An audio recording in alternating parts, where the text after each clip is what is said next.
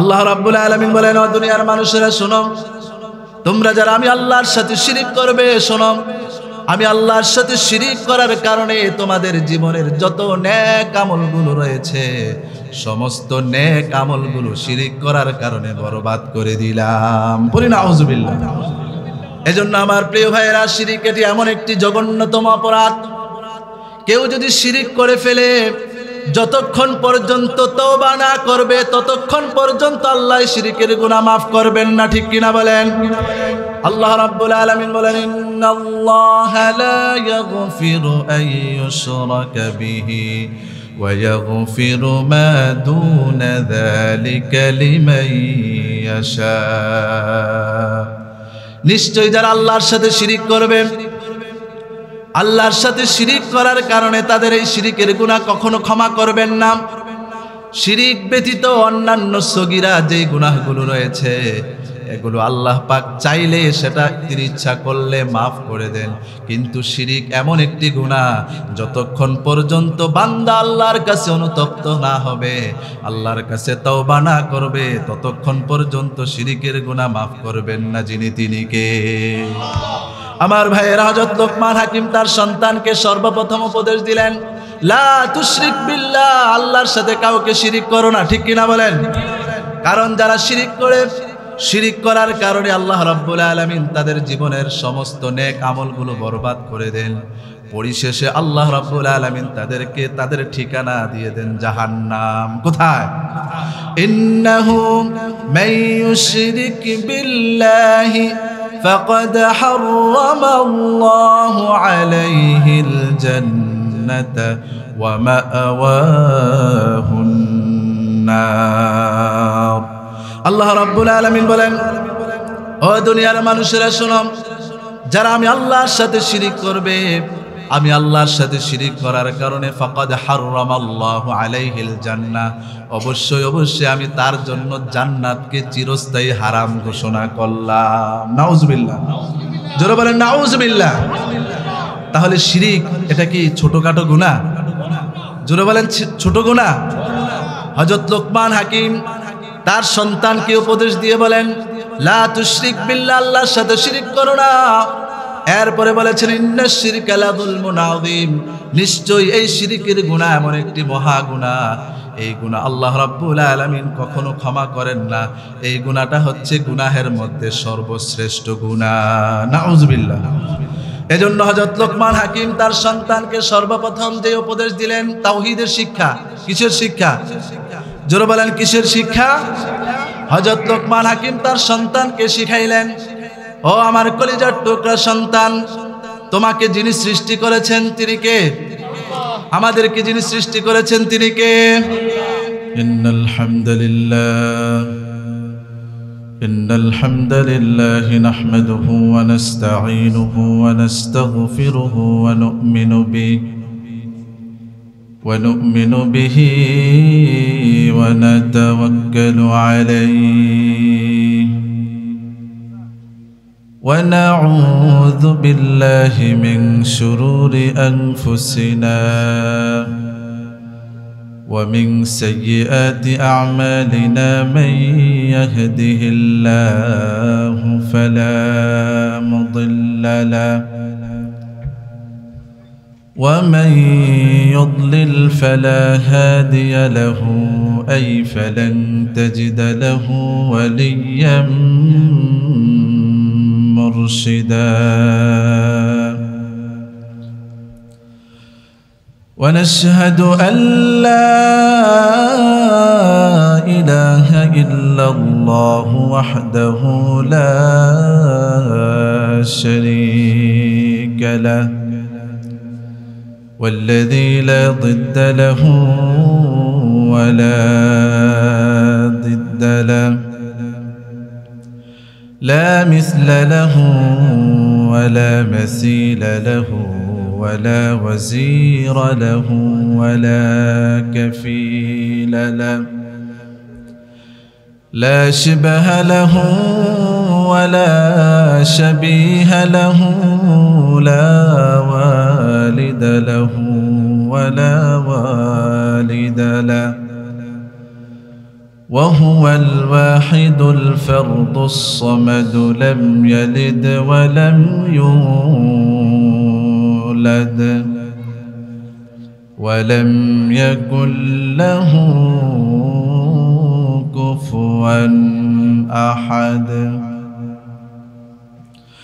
ونشهد أن سيدنا ونبينا وحبيبنا وبشيرنا ونذيرنا وطبيبنا وطبيب أرواحنا ومولانا محمد الذي أرسله الله تعالى بالحق بشيرا ونذيرا وداعيا إلى الله بإذنه وسراجا منيرا. أما بعد فقد قال الله تعالى في كلامه المجيد وفي فرقانه الحميد: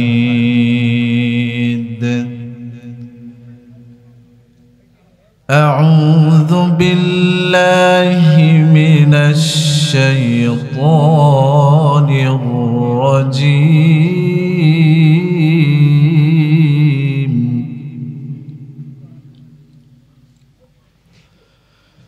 بسم الله الرحمن الرحيم.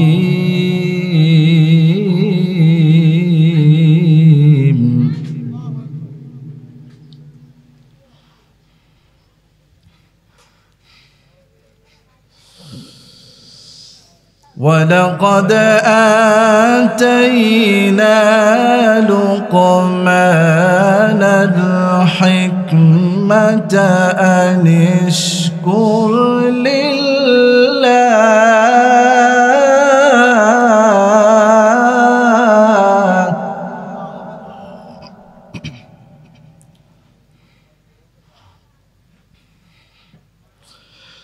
ومن يشكر فإنما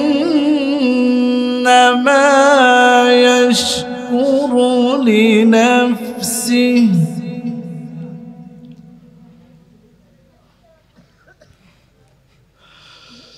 ومن كفر فإن الله غني حميد.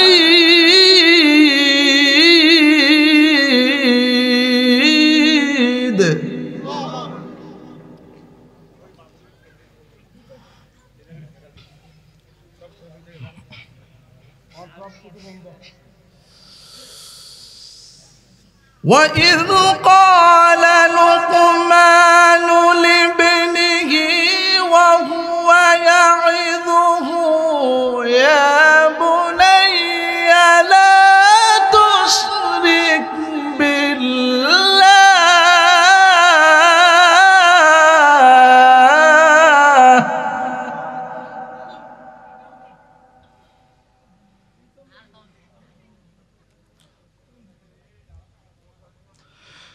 إن الشرك لظلم عظيم.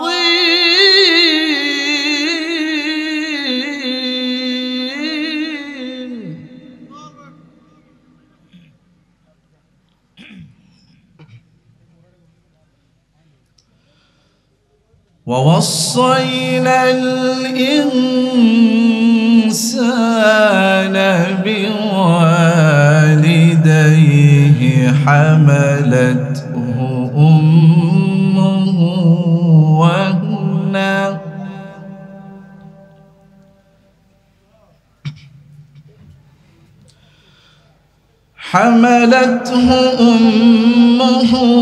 وهنا على وهن وفي فصاله في عامين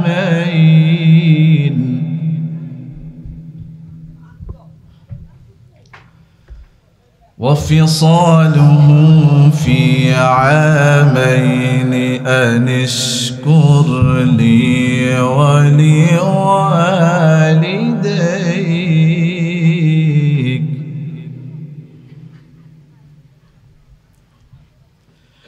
إلي المصير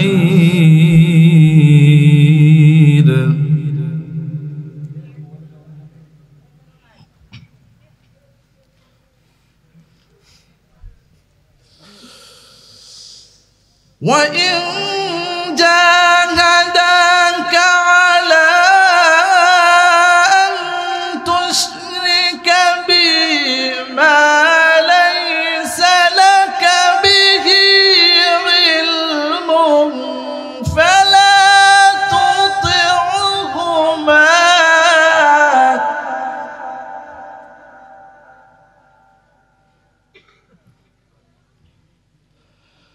فلا تطعهما وصاحبهما في الدنيا معروفا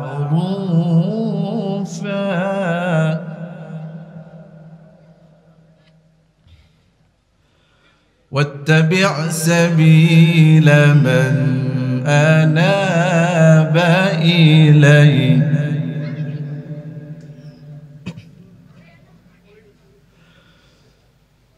ثم إلي مرجعكم فأنبئكم بما كنتم تعملون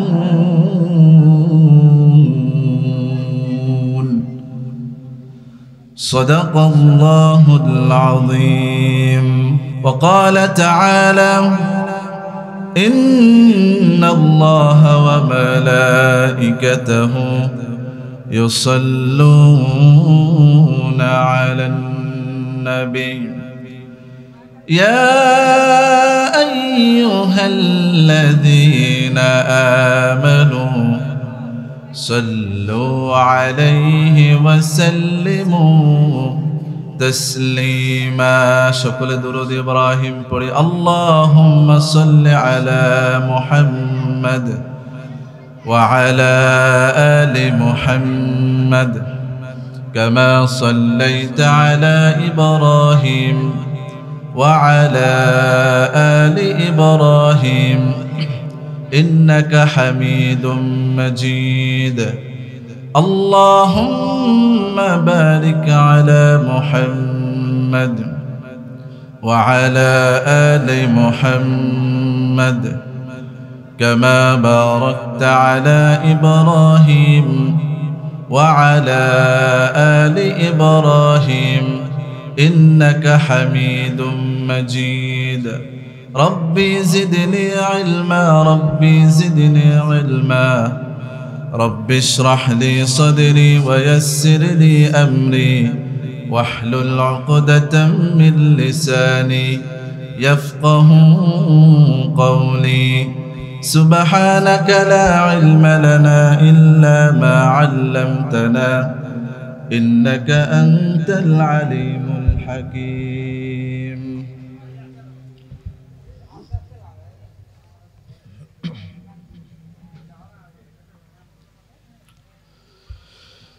এসো কোরআনের ছায়া তোলে সমবেত হই এসো কোরআনের ছায়া তোলে সমবেত হই এসো আল্লাহ ও রাসূলের অনুগত হই এসো কোরআনের ছায়া তোলে সমবেত হই এসো কোরআনের ছায়া তোলে সমবেত হই এসো আল্লাহর গুণগান করি এসো তারি পথে জীবন গড়ি এসো আল্লাহর গুণগান করি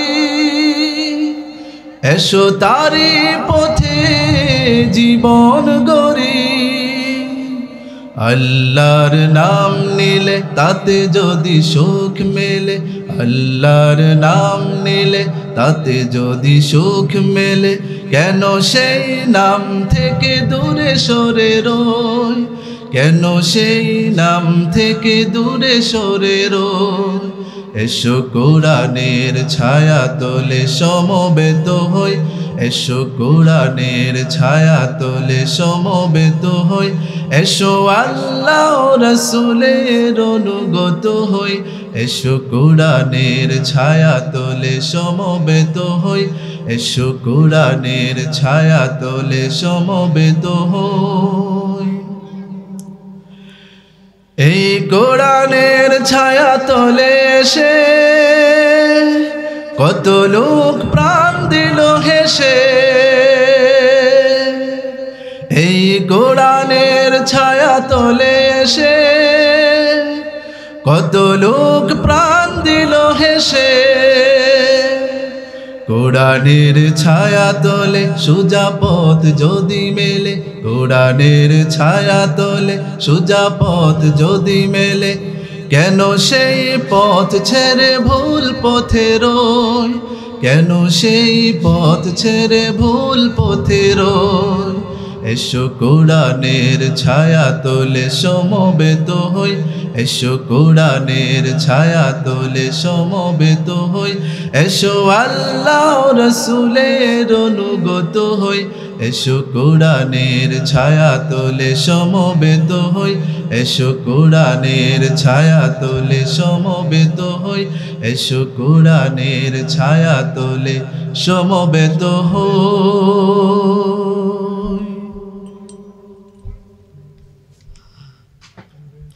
আলহামদুলিল্লাহ, আল্লাহ পাকের অশেষ মেহেরবানিতে বাংলাদেশের ঐতিহ্যবাহী কুমিল্লা জেলার অন্তর্গত বুড়িচং থানার যদুপুর মাওলানা আব্দুর রাজ্জাক হুজুরের বাড়ি এবং কবরবাসীর মাগফিরাতের উদ্দেশ্যে আজকে এই ওয়াজ ও দোয়ার মাহফিলের সম্মানিত সভাপতি, বিশিষ্ট আলেমে দ্বীন, প্রবীণ আলেমে দ্বীন, উস্তাদুল উলামা হযরত মাওলানা কারি মুহাম্মদ আব্দুর রাজ্জাক আতালাল্লাহু উমরাহু ওয়া বারাকাল্লাহু ফি হায়াতি। আমরা সবাই পড়ি আমিন। আজকের মাহফিলের প্রধান অতিথি আলহাজ মোহাম্মদ তুফাইল ইসলাম এবং বিশেষ অতিথি ডাক্তার রবিউল হাসান খন্দকার। আল্লাহ রাব্বুল আলামিন আজকের প্রধান অতিথি বিশেষ অতিথিকে আল্লাহ যেন তাদেরকে কোরআনের জন্য, দ্বীনের জন্য কবুল করেন। সবাই বলেন আমিন। আজকের মাহফিলের প্রধান আলোচক, প্রধান আকর্ষণ, আজকের মাহফিলের মধ্যমণি, বিশিষ্ট ইসলামী চিন্তাবিদ, সারা বাংলার আলোড়ন সৃষ্টিকারী বক্তা এবং আমাদের খুব হৃদয়ের মানুষ, অত্যন্ত কাছের মানুষ, আমাদের অত্র এলাকার গর্ভ কৃতি সন্তান, যিনি দেশ বিদেশে তার কোরআনের আলো তিনি ছড়িয়ে দিয়ে তিনি আমাদের এই কুমিল্লা, এই বুড়িচং থানার গৌরব অর্জন করেছেন। বিশিষ্ট আলেমে দ্বীন আলহাজ হযরত মাওলানা উবাইদুস সুবহান মামুন সাঈদী আতালাল্লাহু উমরাহু ওয়া বারাকাল্লাহু ফি হায়াতি। আমরা সবাই পড়েন আমিন। আজকের মাহফিলের বিশেষ বক্তা আমাদের শ্রদ্ধাভাজন বড় ভাই, বিশিষ্ট আলেমে দ্বীন, আবিদপুর আব্দুল কাদের জিলানী রহমতুল্লাহ সিনিয়র মাদ্রাসার সম্মানিত সহকারী অধ্যাপক হযরত মাওলানা আব্দুস সালাম আজাদি। আমার প্রিয় ভাইকে আল্লাহ রাব্বুল আলামিন তার দ্বীনের জন্য কবুল করেন। সবাই পড়েন আমিন। আজকের মাহফিলের আরো বিশেষ বক্তা আমার বন্ধুবর, আমার একেবারে কাছের বন্ধু, যার সাথে আমার আলিম ক্লাস থেকে শুরু করে ফাজিল, এবং আলহামদুলিল্লাহ আমরা একই ইউনিভার্সিটি, চট্টগ্রাম ইসলামিক ইউনিভার্সিটিতে একসাথে ভর্তি হয়েছি। পাশাপাশি আল্লাহ রাব্বুল আলামিন আমাদের দুইজনকে মদিনাতুল মুনাওয়ারা আল জামিআতুল ইসলামিয়া মাহমুদুল হাসান এবং আমাকে আল্লাহ রাব্বুল আলামিন একসাথেই ওখানে স্কলারশিপ হিসেবে কবুল করেছেন। বলি আলহামদুলিল্লাহ। তো আলহামদুলিল্লাহ আমি কিছুদিন ওখানে স্টাডি করার পরে আল্লাহ পাকের ইচ্ছায় দেশে চলে আসতে হয়েছে। তো আমার বন্ধু মাওলানা মাহমুদুল হাসান মাদানী ওখান থেকে অনার্স গ্র্যাজুয়েট সম্পন্ন করে দ্বীনের খেদমত করার জন্য তিনি বাংলাদেশে এসেছেন। আল্লাহ রাব্বুল আলামিন যেন আমার বন্ধু তার এই এলেমের চর্চাকে যেন পুরো দেশ ব্যাপী যেন আল্লাহ কবুল করেন, সবাই বলেন আমিন। তার এই এলেমের চর্চা, তার যে এলেম অর্জন করেছেন, এটা যেন মুসলিম উম্মাহ যেন সেটাকে যেন সঠিকভাবে ধারণ করতে পারে, সকল মুসলিম উম্মাহর মাঝে যেন আল্লাহ রাব্বুল আলামিন ছড়িয়ে দেন। আমরা আজকে দোয়া করছি বন্ধুবর মাহমুদুল হাসান মাদানী, আল্লাহ পাক তাকে দ্বীনের জন্য, কোরআনের জন্য, ইসলামের জন্য কবুল করেন, আমিন। আজকের মাহফিলের আরও অনেক অন্যান্য ওলামায়ে কেরাম আলোচনা করেছেন। সকলের নাম নিতে গেলে অনেক সময়ের প্রয়োজন, যেহেতু আমাদের অনেক সময় পার হয়ে গিয়েছে। তো সকলের নাম না নিতে পেরে আন্তরিকভাবে দুঃখ প্রকাশ করছি। তো আল্লাহ রাব্বুল আলামিনের কাছে আমরা দোয়া করি, আল্লাহ রাব্বুল আলামিন যেন আজকের এই ইন্তেজাম, এই মাহফিলকে যেন আমাদের প্রত্যেকের জন্য এবং যারা কবরবাসী চলে গিয়েছেন তাদের জন্য কবুল করেন, সবাই পড়েন আমিন। আজকের মাহফিলের আমার সামনে উপস্থিত সম্মানিত শ্রোতাবিন্দু, আল্লাহর দ্বীনের জন্য, আল্লাহর কোরআন প্রিয় তাওহীদি জনতা, মহিলা প্যান্ডেলে অবস্থানরত আমার সম্মানিতা মা ও বোনেরা, সকলকে আমি আমার হৃদয় থেকে আন্তরিকভাবে ধন্যবাদ জানাচ্ছি। আল্লাহ রাব্বুল আলামিন যেন আজকের এই মাহফিলকে আমাদের সকলের জন্য হেদায়েতের জরিয়া হিসাবে কবুল করেন, সবাই পড়েন আমিন। প্রিয় ভাইয়েরা আমার, আমি কোরআনুল কারীম থেকে কয়েকটি আয়াত আপনাদের সামনে তেলাওয়াত করেছি। এই আয়াতের আলোকে এই সংক্ষিপ্ত সময়ের মধ্যে কোরআন সুন্নাহ অনুযায়ী আমি কিছু কথা বলবো। আল্লাহ যেন আমাকে বলার তৌফিক দান করেন, পাশাপাশি আমাকে এবং আপনারা যারা শুনবেন সবাইকে আমল করার তৌফিক যেন দান করেন, সবাই পড়েন আমিন। প্রিয় ভাইয়েরা আমার, আমি খুতবার শুরুতে যে আয়াতে কারিমাগুলো তেলাওয়াত করেছি, এটি কোরআনুল কারীমের 31 নম্বর সূরা। কত নম্বর সূরা? কোরআনুল কারীমের মধ্যে মোট 114টি সূরা রয়েছে। তার মধ্যে 31 নম্বর সূরা, সূরাটির নাম হচ্ছে সূরাতুল লোকমান। সবাই বলেন সূরাটির নাম কি? সূরাতুল লোকমান। এই সূরাতুল লোকমান এর মাঝখান থেকে কিছু আয়াতে কারিমা আপনাদের সামনে তেলাওয়াত করেছি। যতটুকু সময়ে বলতে পারি, আল্লাহ রাব্বুল আলামিন যেন ইখলাসের সাথে আমলের নিয়তে বলার তৌফিক দান করেন, আমিন। প্রিয় ভাইয়েরা আমার, পর্দার অন্তরালে মা ও বোনেরা, প্রথমে আমরা জানব এই সূরাটি নাম হচ্ছে সূরাতুল লোকমান। এই লোকমান তার পরিচিতি আগে জানব। তিনি কি একজন আল্লাহর নবী ছিলেন নাকি একজন আল্লাহর প্রিয় বান্দা ছিলেন? তিনি কি আল্লাহর কোনো নবী ছিলেন? হযরত লোকমান তিনি কি আল্লাহর কোনো নবী ছিলেন? নবী ছিলেন না। তিনি নবী না থাকা সত্ত্বেও কেন আল্লাহ রাব্বুল আলামিন স্পেশাল ভাবে কোরআনুল কারীমের মধ্যে একটি সূরা তার নামে নামকরণ করেছেন? নিশ্চয়ই কোনো না কোনো কারণ রয়েছে, ঠিক কিনা বলেন? হযরত লোকমান হাকিম তিনি আফ্রিকার মানুষ ছিলেন এবং তিনি খুব কালো রঙের আকৃতির একজন মানুষ ছিলেন এবং তার আকৃতি ছিল তার হাইট ছিল একেবারে খাটো, দেখতে একেবারে কালো নিগ্রো মানুষের মতো মনে হতো, এবং তার ঠোঁটগুলো ছিল মোটা মোটা, এবং তার চেহারা মানুষ দেখলে দ্বিতীয়বার যে আর তাকাবে এরকম আকর্ষণ তার ভিতরে থাকতো না।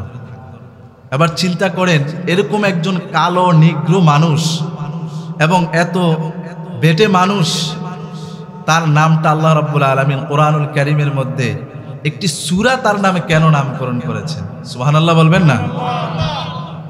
নিশ্চয়ই তার এই নাম কোরআনুল কারীমের মধ্যে একটি সূরা দেওয়ার উদ্দেশ্য হচ্ছে তিনি একজন আল্লাহর আবেদ ছিলেন, আল্লাহর একজন ফরহেজগার, আল্লাহর একজন প্রিয় বান্দা ছিলেন। সুবহানাল্লাহ বলেন। এবার চিন্তা করে দেখেন, আল্লাহর কাছে প্রিয় হতে হলে কোনো সুন্দরের প্রয়োজন হয় না, কোনো অর্থ সম্পদের প্রয়োজন হয় না। আল্লাহর কাছে প্রিয় মানুষ হতে হলে, প্রিয় বান্দা হতে চাইলে কোনো শক্তিশালী ক্ষমতাধর হওয়ার প্রয়োজন হয় না, ঠিক কিনা বলেন? আল্লাহর কাছে প্রিয় হতে চাইলে, আল্লাহর প্রিয় বান্দা হতে চাইলে এমন কিছু গুণাগুণ, এমন কিছু বৈশিষ্ট্য এবং তার ভিতরে তাকওয়া, এই তাকওয়া যদি থাকে, তিনি হচ্ছেন আল্লাহর কাছে সবচাইতে শ্রেষ্ঠ এবং সম্মানিত। সুবহানাল্লাহ বলে। এজন্য আল্লাহ রাব্বুল আলামিন বলেন, ইন্না আকরামাকুম ইনদাল্লাহি আতকাকুম। ও দুনিয়ার মানুষেরা শোনো, আমি রব্বুল আলামিনের কাছে দুনিয়ার কোনো মানুষ যদি সম্মানিত হতে চাও, তোমাদের অর্থ সম্পদ দিয়ে আমার কাছে সম্মানিত হওয়া যায় না। আমার কাছে যদি কেউ সম্মানিত মর্যাদাবান হতে চাও, ইনদাল্লাহি আতকাকুম, যার ভিতরে যত বেশি আমি আল্লাহর ভয় আছে, আল্লাহর তাকওয়া আছে, সে আল্লাহর কাছে সবচাইতে বেশি সম্মানিত মর্যাদাবান। সুবহানাল্লাহ। তাহলে বোঝা গেল হযরত লোকমান হাকিম তিনি কালো মানুষ হলেও,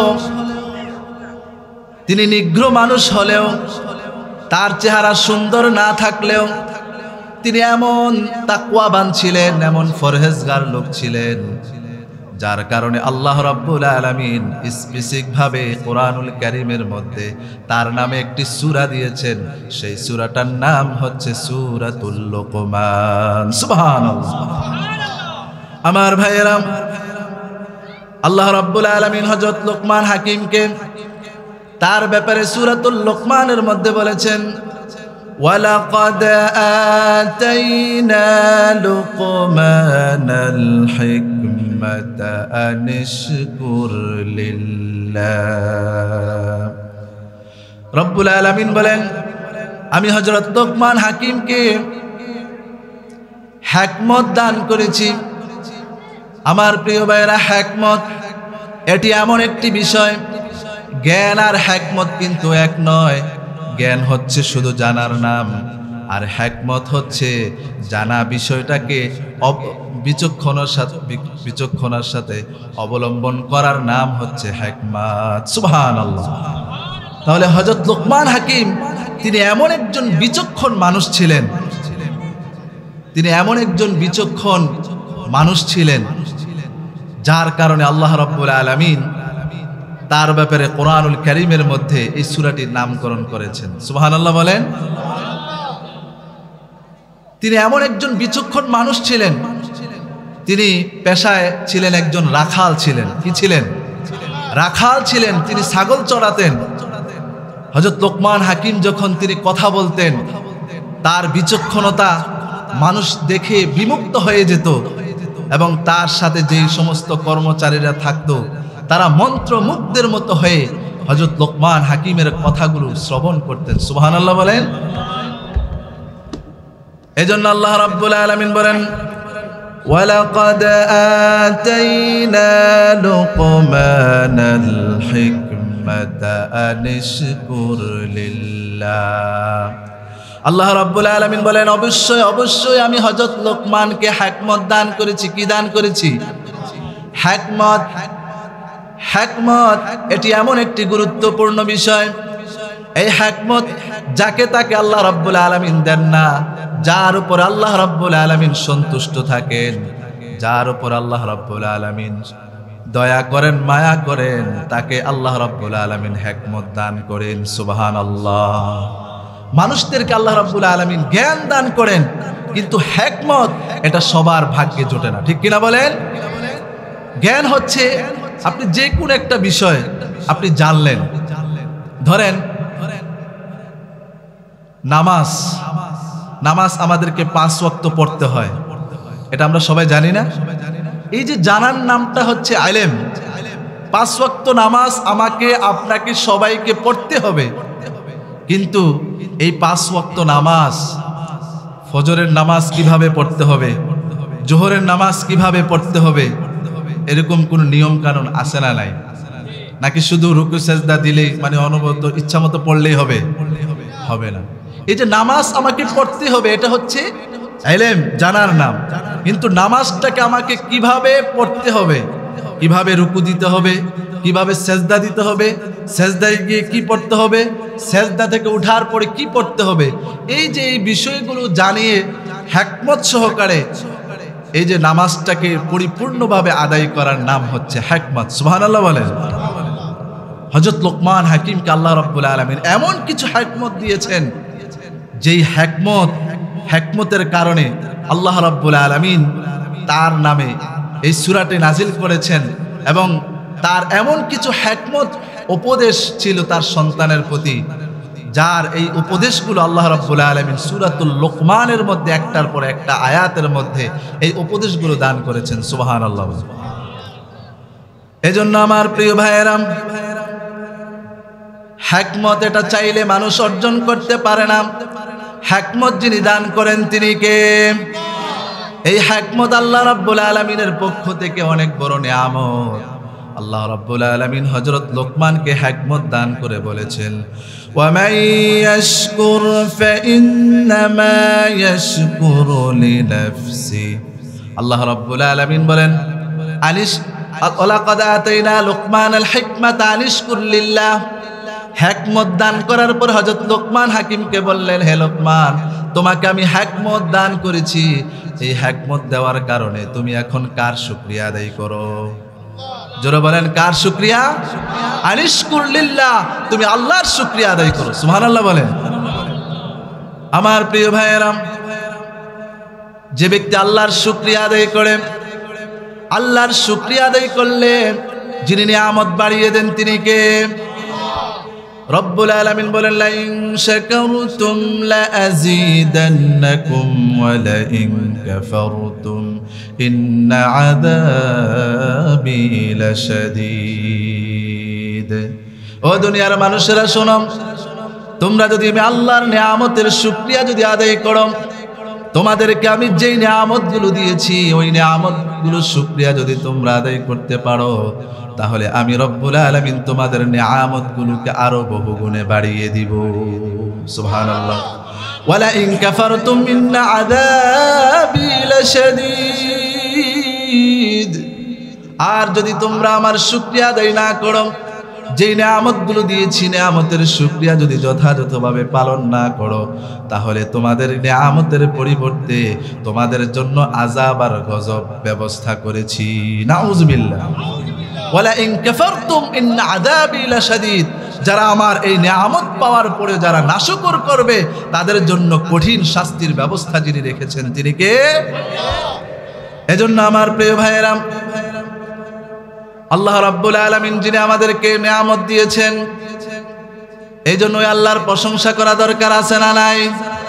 আমরা সব সময় কার প্রশংসা করব?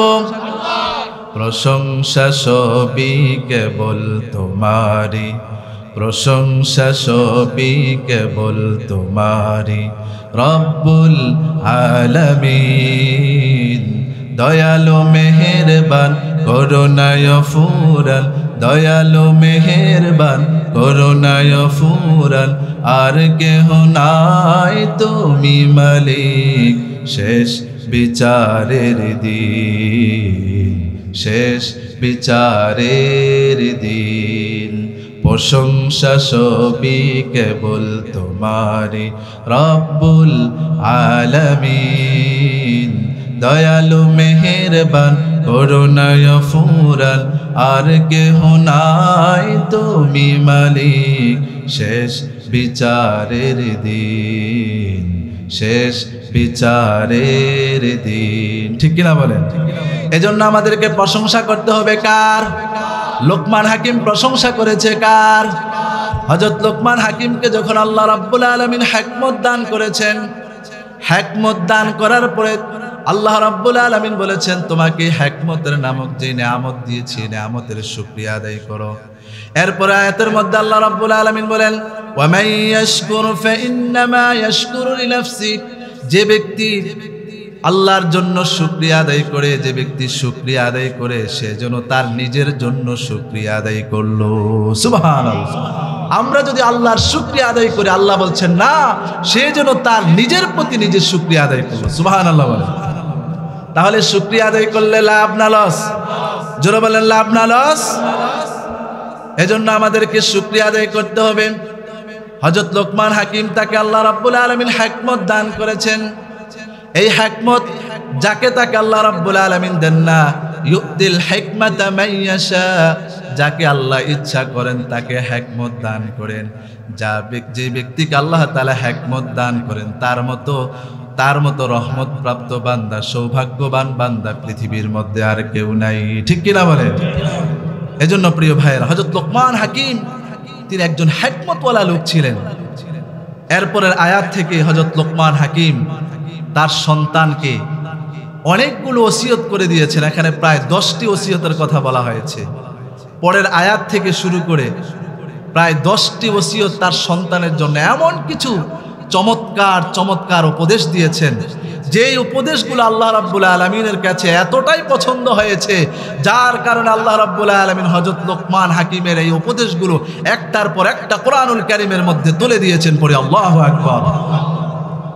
আমার ভাইয়েরা, হযরত লোকমান হাকিম তার সন্তানের প্রতি যেই উপদেশগুলো দিয়েছেন, যেই সৎ উপদেশগুলো দিয়েছেন, এই উপদেশের আলোকে আমাদের সন্তানগুলোকেও লালন পালন করা দরকার। আছে না নাই?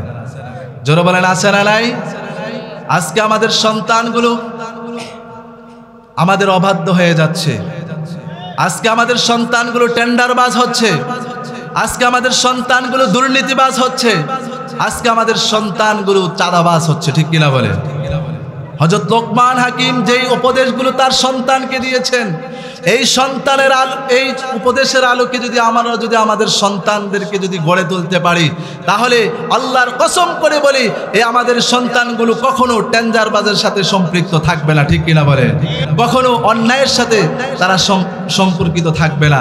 কখনো চাঁদাবাজের সাথে, কোনো অন্যায়ের সাথে, হারামের সাথে তাদের সম্পর্ক থাকবে না। ঠিক কিনা বলেন? কিন্তু দুঃখজনক বিষয়, আফসোসের বিষয় হচ্ছে, আমরা সন্তান জন্ম দেই ঠিক, কিন্তু সন্তানকে কিভাবে লালন পালন করতে হয়, এই বিষয়গুলো আমরা কোরআন সুন্নাহ থেকে আমরা জানার চেষ্টা করি না। ঠিক কিনা বলেন?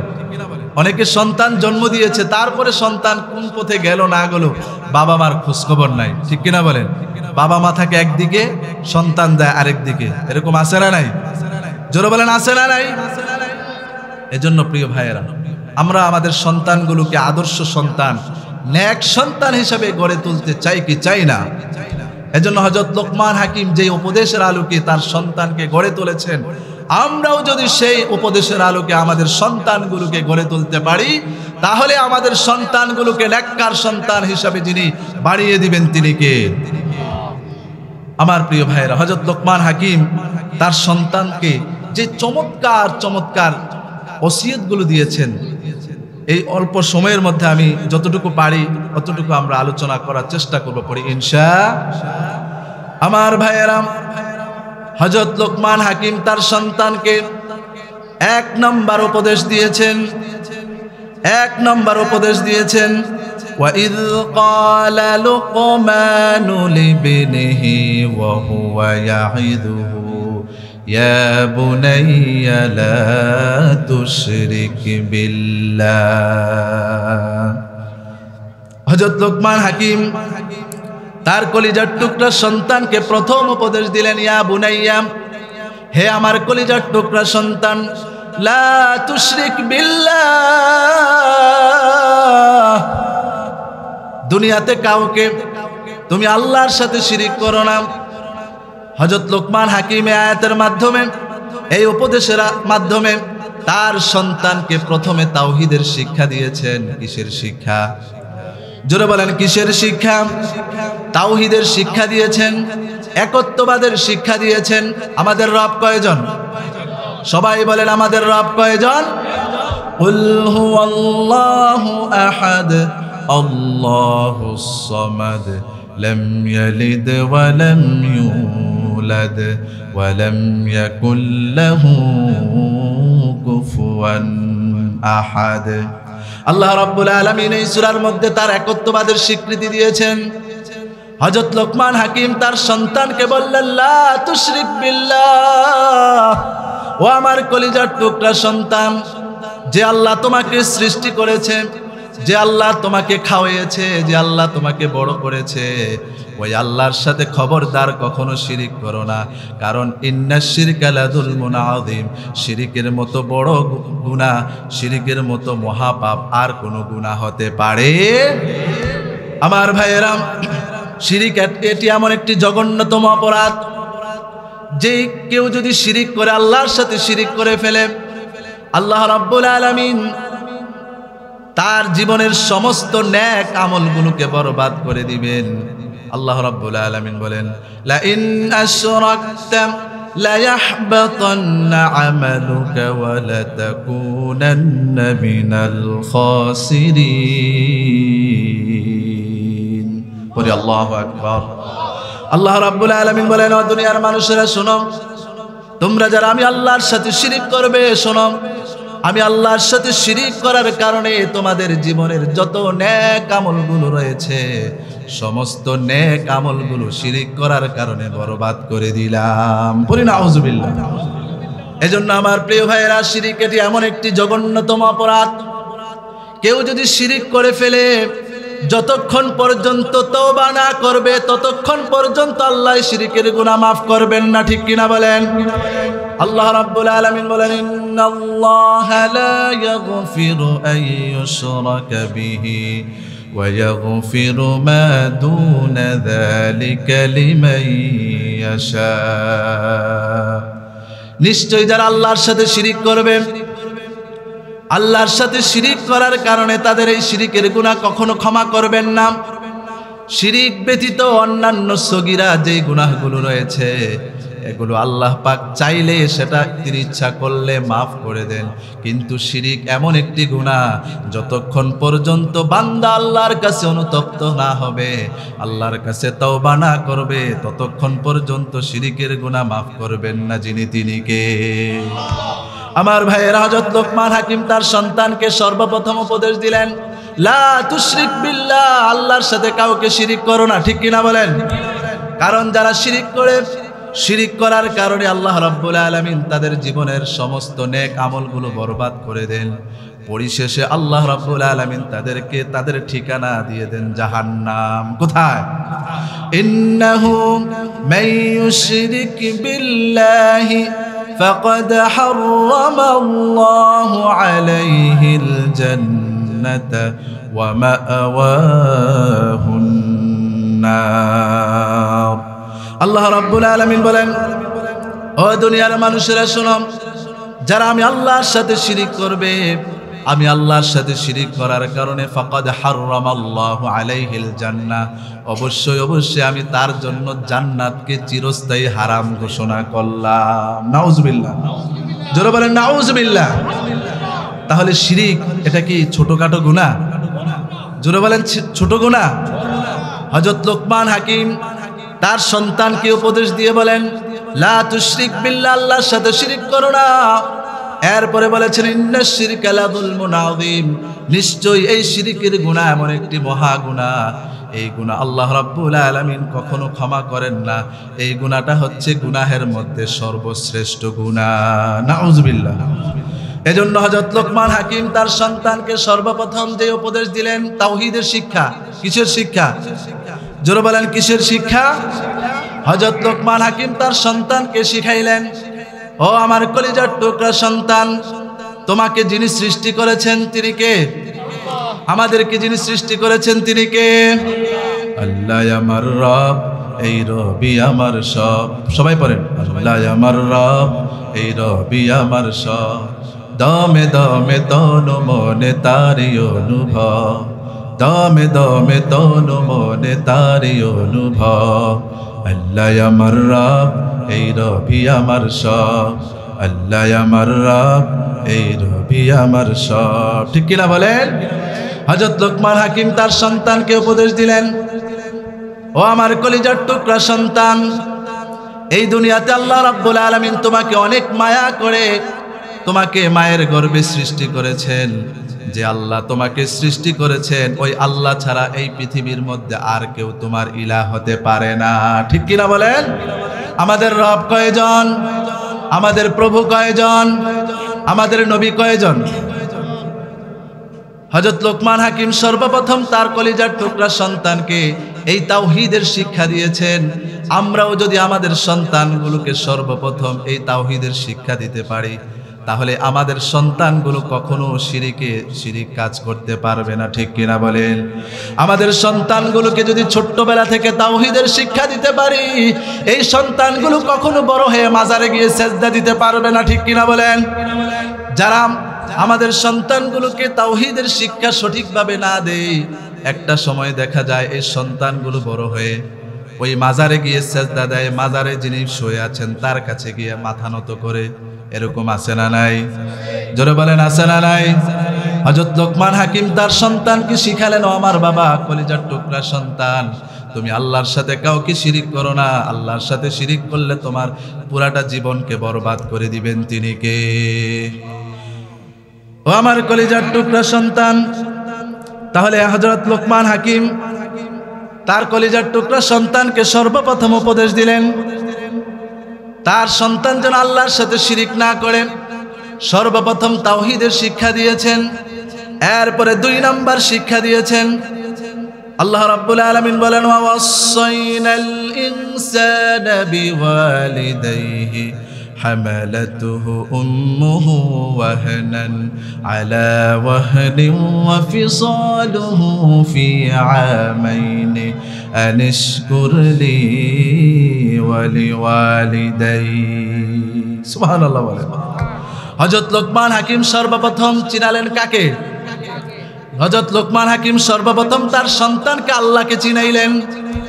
এবার আল্লাহ রাব্বুল আলামিন হযরত লোকমানের প্রতি এত সন্তুষ্ট হয়ে গেলেন, এত খুশি হয়ে গেলেন, খুশি হয়ে আল্লাহ রাব্বুল আলামিন আবার লোকমানকে বললেন, হে লোকমান, সর্বপ্রথম তুমি যেহেতু তোমার সন্তানকে আমি আল্লাহকে চিনিয়েছো, এখন তোমার সন্তানকে, তুমি যে মা এবং বাবা, তুমি মা বাবাকে এখন তোমার কলিজার টুকরা সন্তানকে চিনাবো।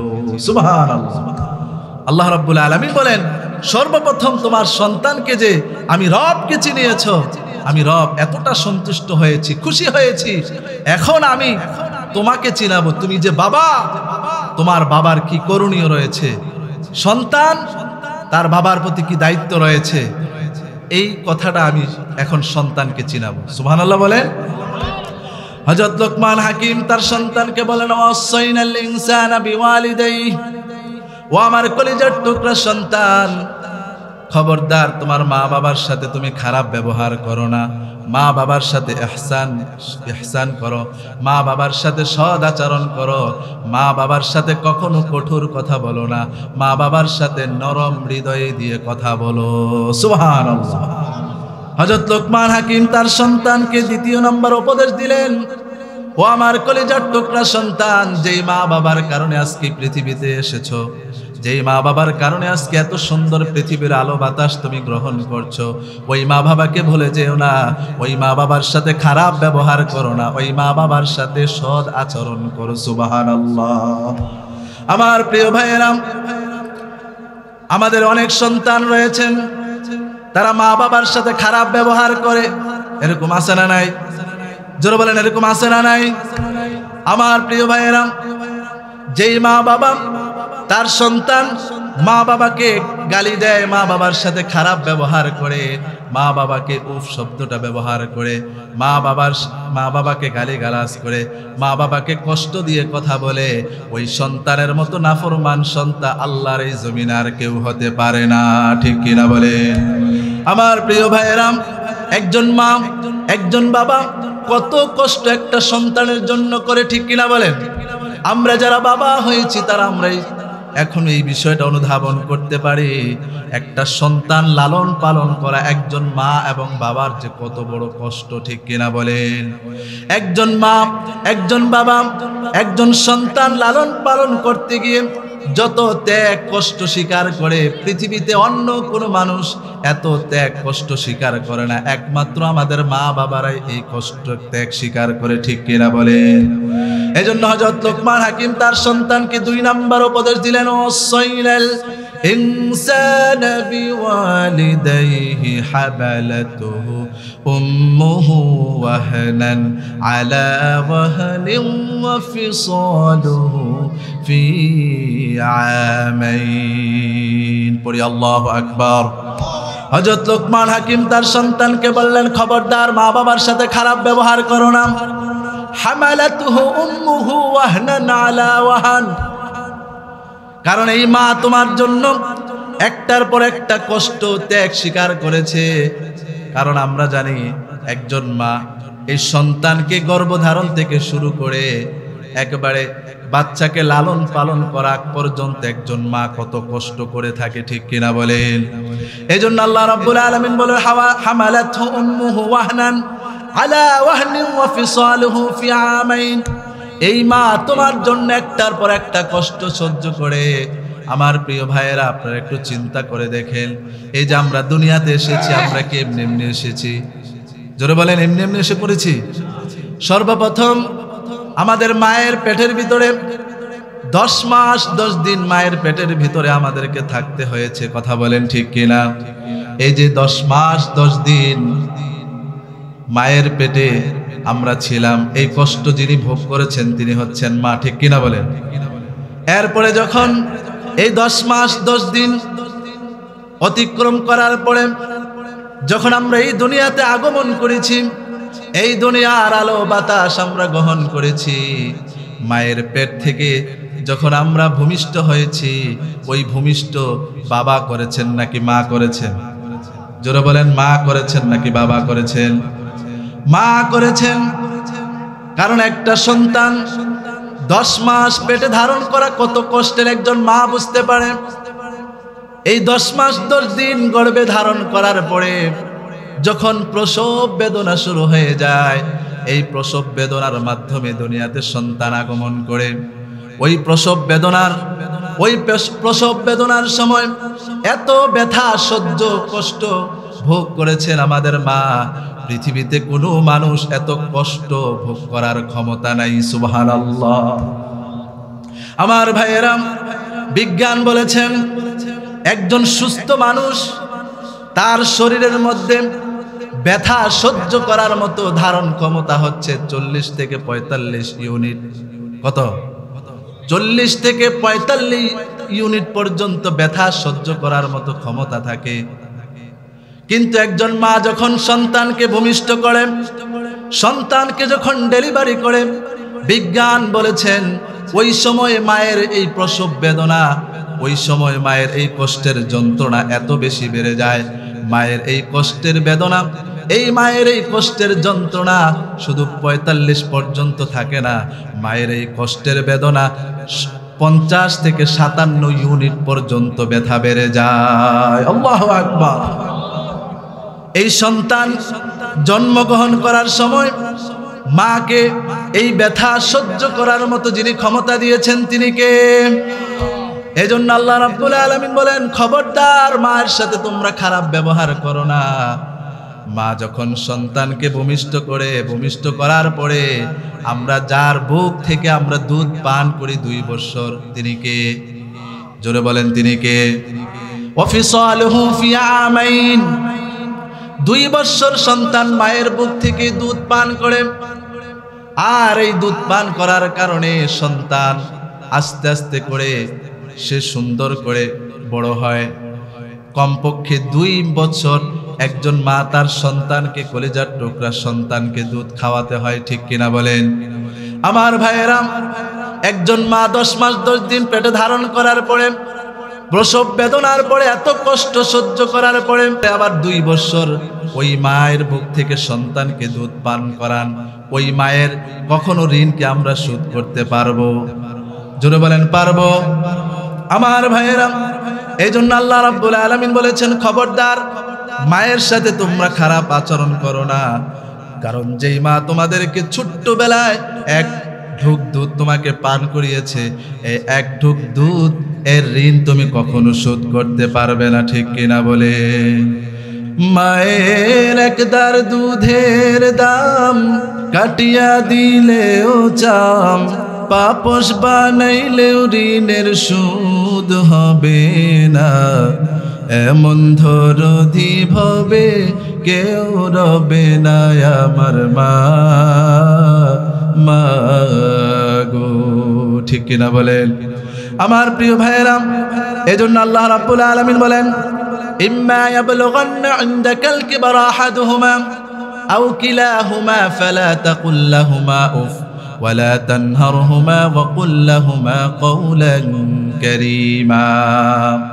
তোমাদের মা বাবা যখন বৃদ্ধ হয়ে যায়, তোমাদের মা বাবা যখন বৃদ্ধ উপনীত হয়ে যায়, তোমাদেরকে ছোট্টবেলায় যেইভাবে তোমাদেরকে লালন পালন করেছেন, তোমাদের উপর আদর স্নেহ রহম করেছেন, তোমরাও মা বাবার প্রতি সেইভাবে সদয় হও, মা বাবার সাথে সেইভাবে কথা বলো, মা বাবার সাথে এমন কোনো আচরণ করো না যার কারণে মা বাবা উপ শব্দটা পর্যন্ত ব্যবহার করবে।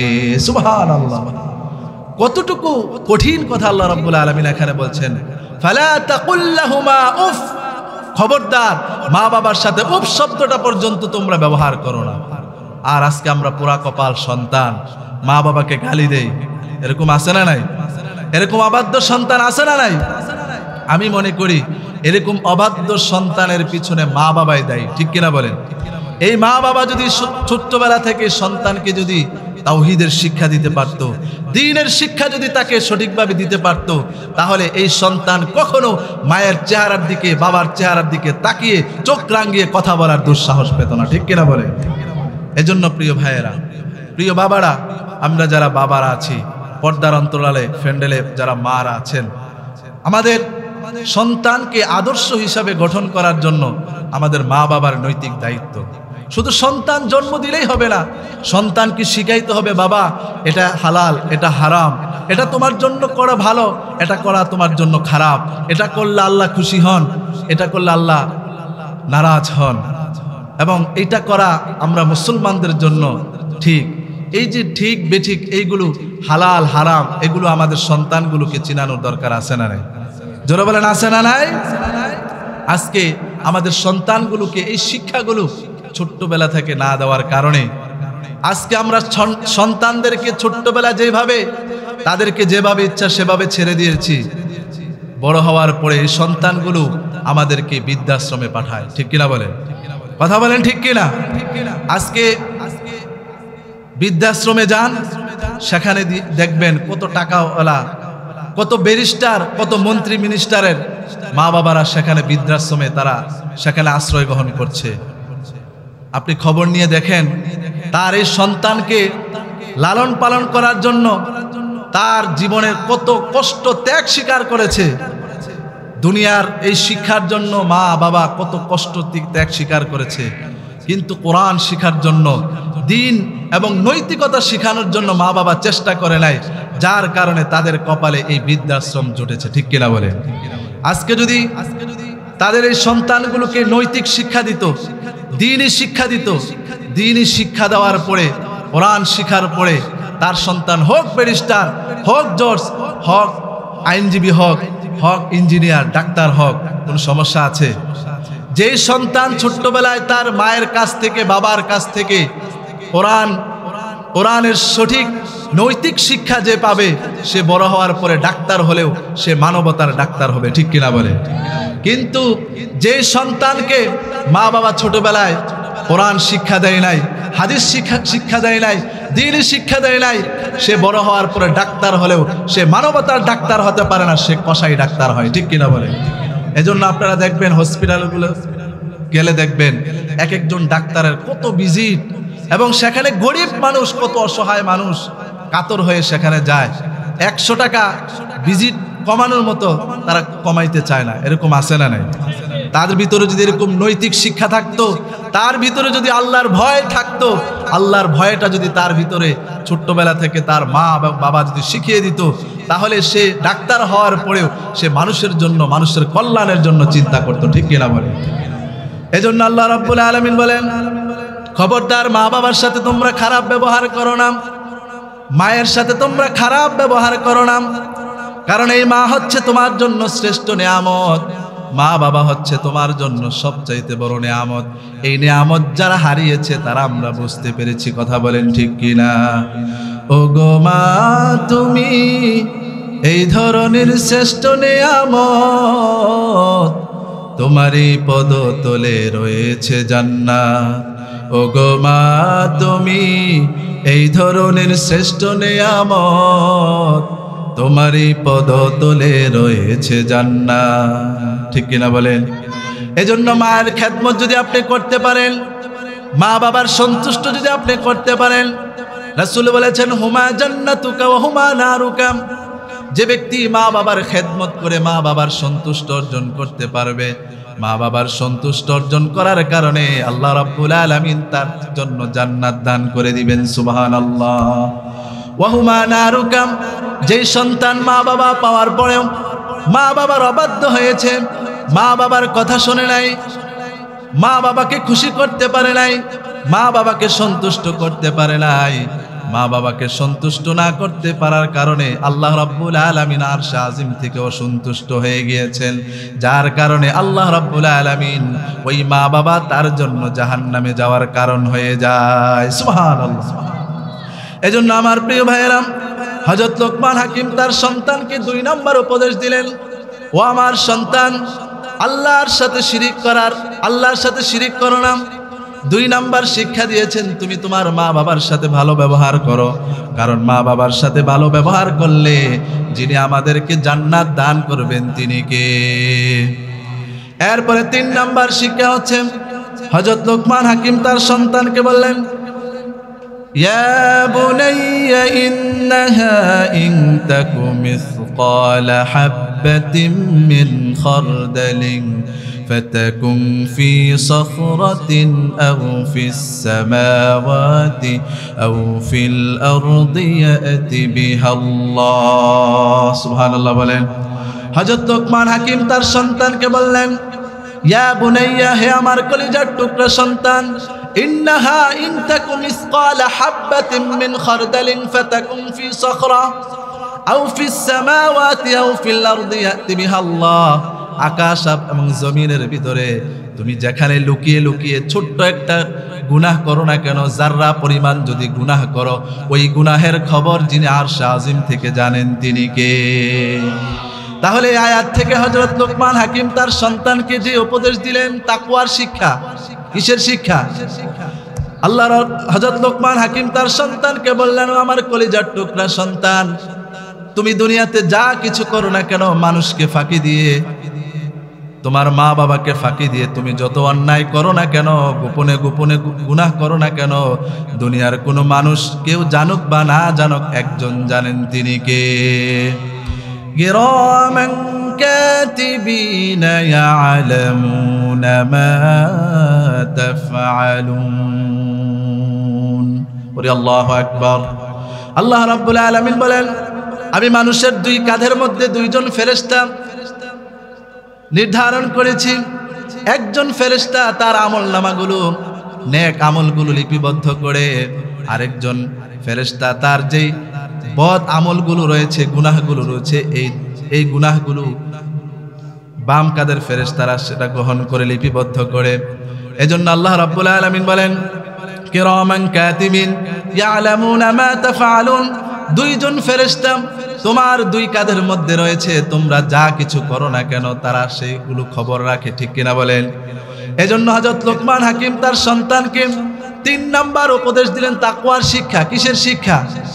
আমরাও যদি আমাদের সন্তানগুলোকে তাকওয়ার শিক্ষা দিতে পারি, আল্লাহর ভয় যদি তাদের ভিতরে ঢুকিয়ে দিতে পারি, এই সন্তান বড় হওয়ার পরে সে যত বড় রাষ্ট্রের দায়িত্বশীল হোক না কেন, কখনো সে রাষ্ট্রের কোনো কোনো জনগণের মালকে আত্মসাৎ করতে পারে না, ঠিক কিনা বলেন? আমার প্রিয় ভাইয়েরা, আমাদের সন্তানগুলোকে যদি তাকওয়াবান হিসাবে গড়ে তুলতে পারি, তাকওয়ার শিক্ষা যদি তার ভিতরে ঢুকিয়ে দিতে পারি, তাহলে সে কখনো অন্যায়ের কাজের সাথে সম্পৃক্ত থাকতে পারে না, সে কখনো সুদের সাথে সম্পৃক্ত থাকতে পারে না, সে কখনো ঘুষের সাথে সম্পৃক্ত থাকতে পারে না, সে কখনো জেনার কাজের সাথে সম্পৃক্ত থাকতে পারে না, ঠিক কিনা বলেন? আমার প্রিয় ভাইয়েরা, এই জন্য হযরত লোকমান হাকিম তার সন্তানকে বলেছেন, ও আমার কলিজার টুকরা সন্তান, তুমি দুনিয়াতে যা কিছু করো না কেন, ছোট্ট একটা জাররা পরিমাণ যদি গুনাহ করো, ওই গুনাহের খবর দুনিয়ার কোনো মানুষ না জানলেও একমাত্র যিনি জানেন তিনি কে? এজন্য আল্লাহ রাব্বুল আলামিন বলেন, ইন্নাল্লাহ লা ইয়াখফা আলাইহি শাইউন ফিল আরদি ওয়ালা ফিস সামা। সুবহানাল্লাহ বলেন। রব্বুল আলামিন বলেন, দুনিয়াতে আকাশ এবং জমিনের মধ্যে যা কিছু হয়, কোনো কিছু গোপন থাকে না, সব কিছু যার কাছে প্রকাশ্য হয়ে যায় তিনি কে? হযরত লোকমান হাকিম তার সন্তানকে 3 নম্বর উপদেশ দিয়েছেন, তাকওয়ার শিক্ষা, আল্লাহর ভয় শিখাইয়েছেন। আমরাও যদি আমাদের সন্তানগুলোকে আল্লাহর ভয় শিখাতে পারি, আল্লাহর ভয়টা যদি তার ভিতরে ছোট্টবেলা থেকে ঢুকিয়ে দিতে পারি, তাহলে এই সন্তান বড় হওয়ার পরে যা কিছু হোক না কেন, অন্তত পক্ষে কোনো একটা কাজ করতে হলে সে সর্বপ্রথম কাকে ভয় করবে? কাকে স্মরণ করবে? আল্লাহকে স্মরণ করবে। সে ছোটবেলায় এই শিক্ষাটাকে তার ভিতরে লালন করবে, হে আমার বাবা তো এই শিক্ষা, আমার মা তো আমাকে এই শিক্ষা দেয় নাই। সে কোনো একটা অন্যায় কাজ করতে চাইলে, অন্যায় কাজ করার সময় সেই মুহূর্তের মধ্যে কাকে স্মরণ করবে? আল্লাহকে ভয় করবে। আর আল্লাহকে যে ব্যক্তি ভয় করবে, তার দ্বারা গুনাহের কাজ করা সম্ভব না অসম্ভব? জোরে বলেন, অসম্ভব। যার ভিতরে আল্লাহর ভয় আছে, সে কখনো গুনাহের কাজের সাথে সম্পৃক্ত থাকতে পারে না। যার ভিতরে আল্লাহর ভয় আছে, সে কখনো অন্যায়ের কাজের সাথে সম্পৃক্ত থাকতে পারে না। যার ভিতরে আল্লাহর ভয় আছে, সে কখনো দুর্নীতি করতে পারে না। যার ভিতরে আল্লাহর ভয় আছে, সে কখনো চাঁদাবাজি করতে পারে না। কথা বলেন ঠিক কিনা? আমি আপনি চিরকাল থাকবো না। এই নেককার সন্তান দুনিয়াতে রেখে যাওয়ার পরে এই সন্তান যখন হাত তুলে আমি আল্লাহর কাছে দোয়া করবে, রব্বির হামহুমা কামা রব্বায়ানি সগীরা, এই কথা হাত তুলে যখন এই দোয়া করবে, মুহূর্তের মধ্যে আল্লাহ রাব্বুল আলামিন মা বাবার কবরের মধ্যে, আল্লাহ রাব্বুল আলামিন মা বাবার কবরের আযাবকে মাফ করতে থাকবেন। সুবহানাল্লাহ বলেন। আল্লাহ রাব্বুল আলামিন যেন আমাদেরকেও হযরত লোকমান হাকিমের মতো তার সন্তানকে যেইভাবে ওসিয়তের আলোকে লালন পালন করেছেন, আমরাও যেন আমাদের এই সন্তানগুলোকে লালন করতে পারি। আল্লাহ রাব্বুল আলামিন যেন আমাদেরকে কবুল করেন। সবে পড়েন আমিন। আমি আমার কথা, অগোছালো কথাগুলো এই সংক্ষিপ্ত সময়ের মধ্যে এখানেই শেষ করছি। আমাদের প্রিয় শ্রদ্ধাভাজন বড় ভাই, এবং যিনি সারা বাংলাদেশের বিভিন্ন জায়গায় আলোচনা করে থাকেন, এবং আমরা অনেক ছোটবেলা থেকেই ওনার আলোচনা শোনার জন্য অনেক দূরে আমরা ওনার আলোচনা শোনার জন্য যেতাম।